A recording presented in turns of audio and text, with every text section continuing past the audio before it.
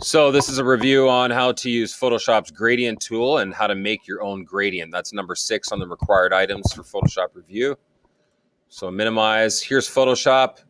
Yours may look like that.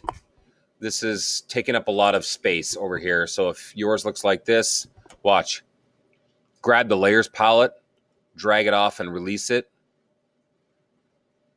Pull this off and close all that stuff out. Move your layers palette back over here. Instead of having all of this extra, all these extra palettes, right? Channels, paths, properties, adjustments, color swatches.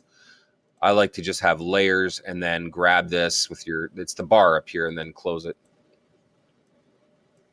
And then I do panel options, large thumbnail. I click this one, but that's up to you.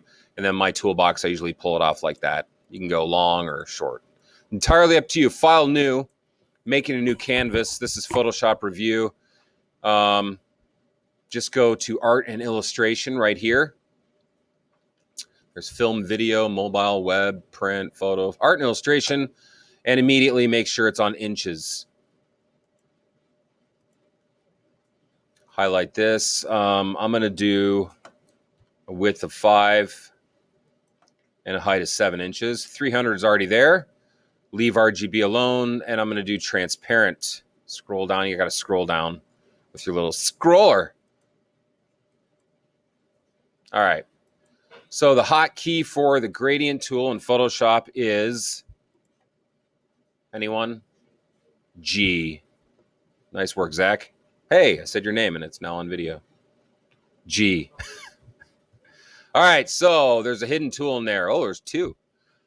G is also going to get you the paint bucket or the 3D material drop tool. I have no idea what that is. Maybe I'll Google it sometime. Gradient tool is the top one. This is a little picture thumbnail of the gradient that's active right now.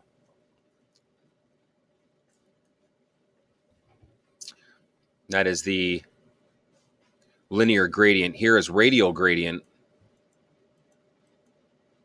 Here, up here is, what is this? Angle gradient. It's like linear, the next one, and then diamond gradient. But I don't like any of those. So watch the cursor. I'm going to click this, and I'm going to go to this little button. And I'm going to go to simple. Press OK. And you can do large thumbnails if you want. It's all about the way you want to view stuff, okay? I want something with blue in it, so I'm going to click on the second one. And now I'm still not getting what I want. I want the gradient editor, basically, so I can really make some custom gradients here. So just double click this picture right here, this little thumbnail of your gradient.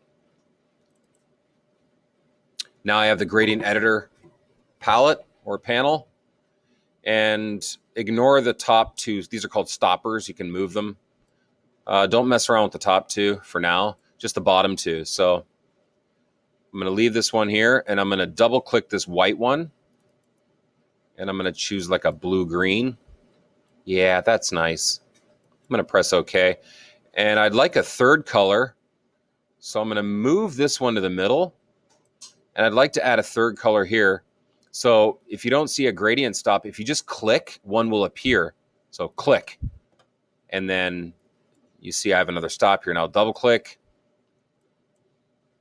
Yeah, that's nice. Press OK. Then you can fade these even more.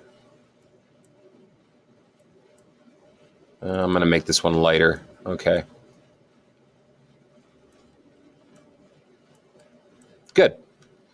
All right, I like that. And if you want others, there's more in here too. There's pastels, photographic toning, simple, special effects, spectrums, all different kinds, metals. But in my case, I'm just going to do this. Press OK. All right, there's my gradient. And then for the purpose of your assignment, you want to title every single layer. I'm going to do this one in caps. Gradient. So that is just a brief introduction and review on using the gradient tool.